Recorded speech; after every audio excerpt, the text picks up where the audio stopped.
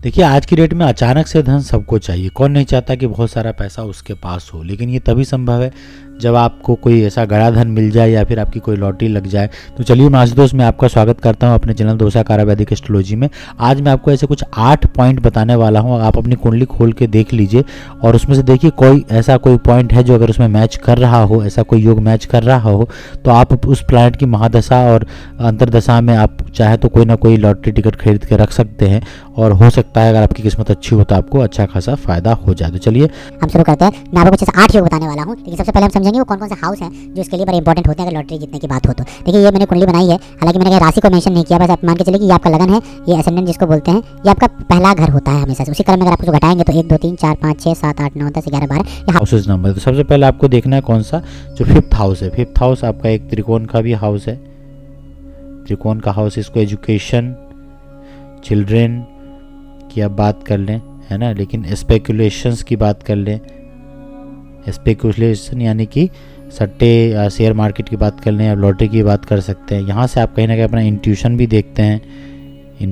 देखते हैं, past life karmas भी आप यहाँ से देखते हैं। और आपका कहीं ना कहीं एक तरीके से मान के चलिए कि ये लॉटरी सट्टे के हिसाब से भी अचानक से अगर आपको धन, नेम एंड फेम अगर आपको मिलता है तो वो भी आप 5th हाउस से देख सकते हैं। तो ये बहुत सारी चीज़ें जो 5th हाउस से देखी जाती है। अब जो है हमारा दूसरा घर है वो 6th हाउस है। 6th हाउस है आपका, जनरली तो हमेशा हम 6th हाउस को एनेमी एंड डिजीज़ के हिसाब से देखते हैं, रोग, रिपू और ऋण के हिसाब से माना जाता है, लेकिन 6th हाउस भी कहीं ना कहीं बहुत इंपॉर्टेंट रोल निभाता है। इसको आप रोग, रिपू, ऋण के हिसाब से देखते हैं, यानी कि आपका कर्जा, आपकी बीमारी, आपका डिजीज़, इन चीज़ों के लिए 6th हाउस फेमस है बड़ा। लेकिन कहीं ना कहीं यहाँ पे लॉटरी में अगर जीतने की बात है तो इस हाउस का ही बड़ा इन्वॉल्वमेंट है। 11th हाउस, 11th हाउस अपना एक उपचा हाउस है जिसको ग्रोथ का हाउस भी बोलते हैं। आपका इनकम है ये, है ना, आपके जो इनकम का सोर्स आप कह सकते हैं, सोर्स ऑफ इनकम, ये भी आप 11th हाउस से देखते हैं। आपके बड़े भाई बहन का घर है, ये बड़ा हाउस इंपॉर्टेंट हो जाता है।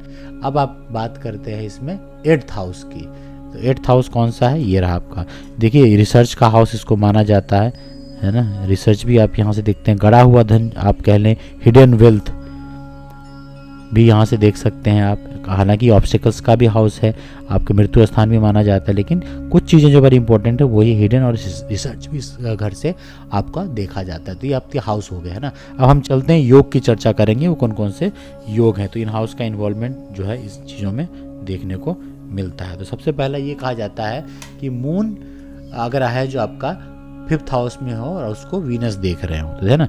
अब देखिए, मून और वीनस दोनों हैं जिनका एक तरीके से 7th दृष्टि, सप्तम दृष्टि होती है। तो मान लीजिए मून यहाँ बैठे हैं 5th हाउस में, तो शुक्र इसको कहाँ से देखेंगे, शुक्र 1 2 3 4 5 6 7, यानी कि शुक्र यहाँ हो, है ना, तभी आप देखिए 1 2 3 4 5 6 7 7 दृष्टि से वो जो है मून को देख रहे हैं। मून जो है अपनी 7 दृष्टि से 1 2 3 4 5 6 7 ये शुक्र को देख रहे हैं। तो ये दोनों प्लैनेट की स्थिति मजबूत होनी चाहिए, स्ट्रॉन्ग होनी चाहिए, नीच के नहीं होने चाहिए, है ना। इनकी स्ट्रेंथ आप देख लीजिए। और जब भी मान लीजिए शुक्र की महादशा और मून की अंतर्दशा आएगी, या मून की महादशा या शुक्र की अंतर्दशा आएगी, तो ये परफेक्ट समय होगा जब आप लॉटरी की टिकट खरीद सकते हैं। अब इस समय आपको शायद फ़ायदा हो जाए। अब हम चलते हैं अपने दूसरे योग के बारे में। तो वो ये कहता है कि 6th 11th जो लॉर्ड है ना वो 11th हाउस में हो तो भी चांसेस बनते हैं। अब क्या है, 6th लॉर्ड है ना, मान लीजिए अगर ये, वैसे तो मैंने ये कुंडली बनाई है, अगर आप मान लेते हैं मेष लगन की कुंडली है तो भी यहाँ पे मेष राशि होगी, तो यहाँ वृषभ, यहाँ पे आपकी मिथुन राशि, यहाँ पे आपकी कर्क राशि, यहाँ पे आपका लियो ही होगा, यहाँ पे आपका कन्या होगा, यहाँ पे आपकी तुला, यहाँ पे वृश्चिक, यहाँ पे धनु, यहाँ पे मकर, यहाँ पे आपकी कुंभ राशि और यहाँ पे मीन राशि होगी, है ना। यहाँ कंफ्यूज मत होइएगा क्योंकि मैंने पहले हाउस नंबर डाले थे। हाउस हमेशा ही कांस्टेंट होगा और राशि बदल सकती है। तो मेष लगन की कुंडली इसलिए यहाँ पे 1 है, वृषभ होगा तो 2, आपकी मिथुन होगा तो 3, कर्क होगा तो 4, इसी क्रम में आप अपनी कुंडली बना सकते हैं। तो यहाँ पे ये कह रहे हैं कि 6th लॉर्ड और 11th लॉर्ड जो है दोनों ही 11th हाउस में हो। तो 6th लॉर्ड मान लीजिए यहाँ पे कौन से हैं, मरकरी आ रहे हैं, बुध, क्योंकि ये आपका कहीं ना कहीं कन्या राशि है, वर्गो, है ना। 6th लॉर्ड मरकरी हो गए और 11th लॉर्ड जो है यहाँ पे कौन बन रहे हैं, ये कुंभ राशि है यहाँ पे, तो सैटर्न ही बन रहे हैं। अब दोनों आगे यहीं बैठ जाएं, है ना, दोनों अगर आपके यहीं पे बैठते हैं तो क्या होगा, मरकरी ME + SU, सैटर्न, है ना, SA। तो मरकरी प्लस सैटर्न अगर आपके 11th हाउस में बैठते हैं तो भी अगर इन दोनों मरकरी की महादशा हो, शनि की अंतर्दशा हो, शनि की महादशा हो, बुध की अंतर्दशा हो, तो भी एक तरीके से आपकी कहानी बनती है। उस समय आप लॉटरी का टिकट जो है खरीद सकते हैं। चलिए हम तीसरा योग ये कहता है कि आपका जो एक तरीके से 6th लॉर्ड है और 9th लॉर्ड है, दोनों 11th में हो। तो 6th लॉर्ड पहले तो हमने चर्चा कर ली थी। 6th लॉर्ड यानी कि यहाँ पे वर्गो साइन ही है, अभी मेष लगन की कुंडली लेके चल रहे हैं। वर्गो साइन है यानी कि मरकरी यानी कि बुध इसके लॉर्ड है। और 9th हाउस की यहाँ पे बात हो रही है, यानी 9th हाउस यहाँ पे कौन है? जुपिटर है यानी क्यों? क्योंकि ये धनु राशि है। अभी दोनों जाके आपके यहीं बैठ जाते हैं, यहाँ पे यानी कि JU से जुपिटर और यहाँ पे ME से मरकरी, यानी कि Lord of 6th house, Lord of 9th house sitting in 11th house. ये आप कुंडली में देखने की कोशिश कीजिए, इस तरह का कोई योग हो।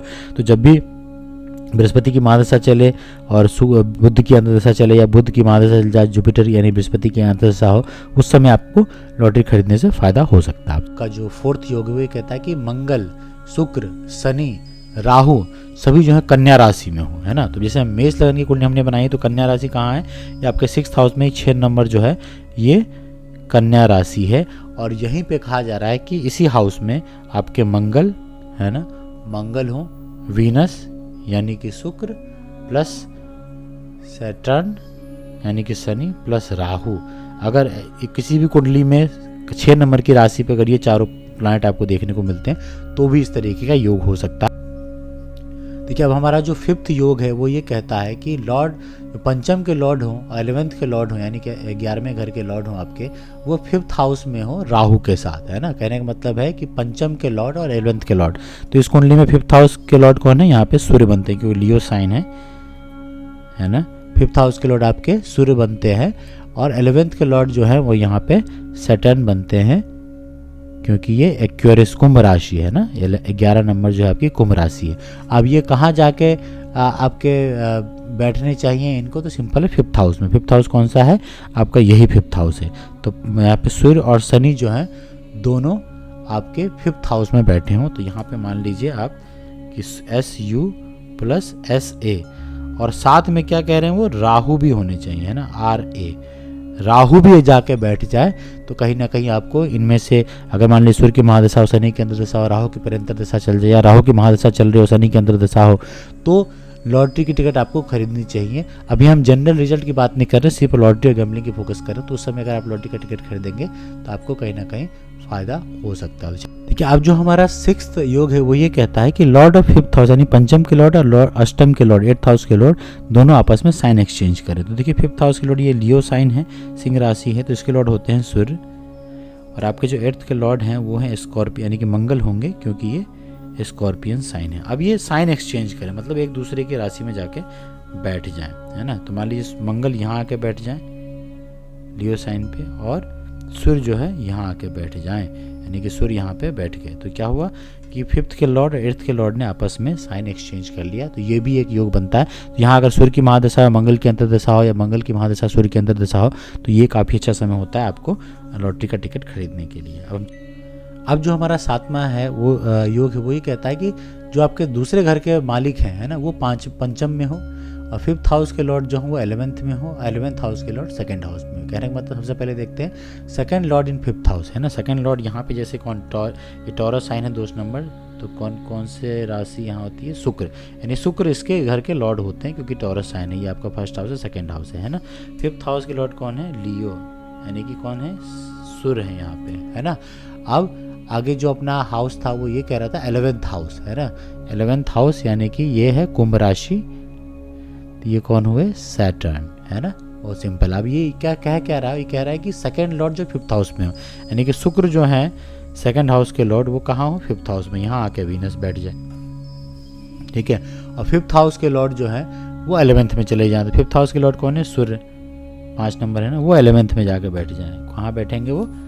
यहाँ पे सूर्य बैठ जाए। और 11th हाउस के लॉर्ड कौन है? शनि, वो कहाँ जाके बैठ जाए? वो 2nd हाउस में बैठ जाए। ये आपका शनि हो गया। तो भी एक योग का निर्माण होता है। अब जो हमारा 8th योगा है वो ये कहता है कि जो भी प्लैनेट्स हैं वो उनका डिस्ट्रीब्यूशन जो है वो second house, sixth house, eighth house और 11th हाउस में होना चाहिए। कहने का मतलब है कि ये जो प्लैनेट है, इन्हीं चारों जो भी प्लैनेट आपके बनते हैं, सारे प्लैनेट हैं अपने, है ना, सूर्य से लेकर आपके शनि, राहु, केतु तक, वो इन्हीं चारे घरों में होने चाहिए। कौन कौन से? सेकेंड हाउस, है ना, आपका सिक्स्थ हाउस और एट्थ हाउस और आपका 12th हाउस, इन्हीं चारों घरों में जो है सारे प्लैनेट डिस्ट्रीब्यूट होने चाहिए। तो यहाँ पे देखिए आपका सेकंड हाउस कौन है, ये आपका सेकंड हाउस है, लॉर्ड इसके वीनस बनते हैं, है ना। सिक्स्थ हाउस आपका ये है जिसके लॉर्ड आपके मरकरी बनते हैं, क्योंकि ये कन्या राशि है, मरकरी। और आपका 8th हाउस है यानी कि स्कॉर्पियो, जिसके लॉर्ड बनते हैं मंगल। और 12th हाउस यहाँ पे कौन है? मीन राशि है, तो बनते हैं जुपिटर, है ना। ये तो मैंने आपको लॉर्डशिप बता दिया। अब ये कह रहा है कि जो भी जितना ही प्लैनेट है कुंडली में वो इन्हीं चारों घरों में डिस्ट्रीब्यूटेड होने चाहिए, है ना। जैसे मान लीजिए शुक्र है तो शुक्र और शनि यहाँ हो जाएं, मंगल और चंद्रमा यहाँ पे हो जाएं, राहु यहाँ पे होंगे तो ऑब्वियसली केतु सेकंड हाउस में होंगे, तो राहु के साथ मान लीजिए यहाँ पे दूसरे प्लैनेट कोई बुध बैठ जाएं और तो बाकी जो प्लैनेट बचे हैं वो यहाँ बैठ जाए। कहने का मतलब ये है कि जो भी प्लैनेट हैं वो उनका डिस्ट्रीब्यूशन इन्हीं चारों घरों में होना चाहिए। कौन कौन से? सेकेंड, सिक्स्थ, एट्थ और 12th, इन्हीं घरों, बाकी घरों में कोई प्लैनेट नहीं होंगे, इन्हीं घरों में उनका डिस्ट्रीब्यूशन होगा, तो कहीं ना कहीं इस योग का निर्माण होता है। तो आप अपनी कुंडली खोल के देखिए, अगर इनमें से कोई भी स्थिति बन रही है तो उस समय, जैसा मैंने बताया, कोई महादशा अंतदशा चल रही हो तो आपको लॉटरी खरीदना चाहिए, उस समय आपकी स्थिति लॉटरी जीतने की हो सकती है। बहुत बहुत धन्यवाद। अगर आपको पसंद आया हो तो लाइक कीजिए, सब्सक्राइब कीजिए और शेयर कीजिए।